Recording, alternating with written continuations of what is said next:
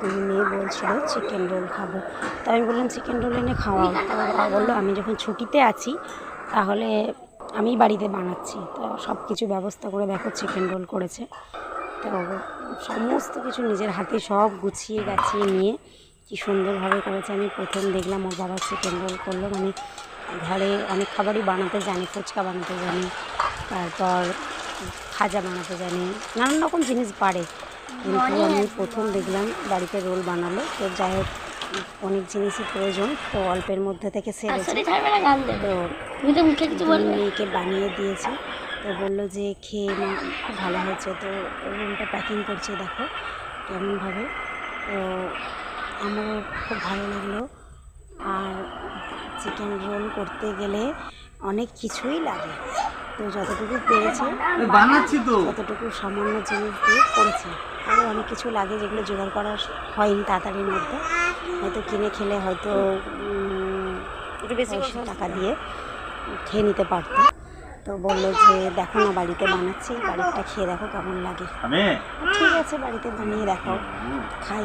তো বাড়িতে বানিয়েছে, দেখো কি সুন্দর চিকেন রোলটা মুড়ছে, এত সুন্দর করে আবার পেপারও নিয়ে আসছে, পেপার দিয়েও মুড়ছে।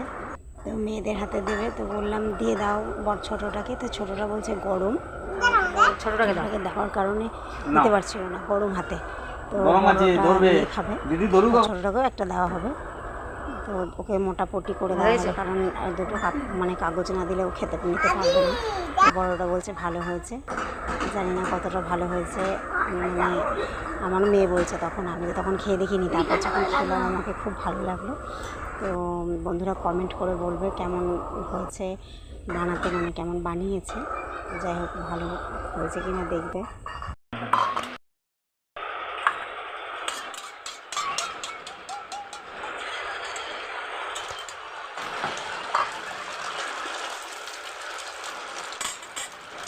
Good morning everyone.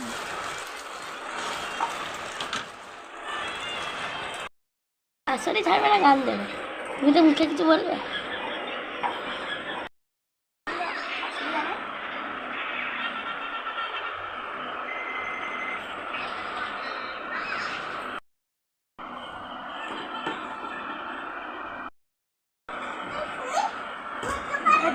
বানাচ্ছি তো,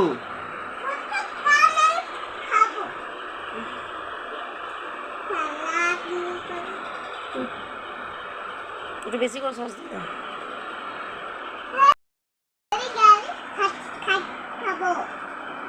আমি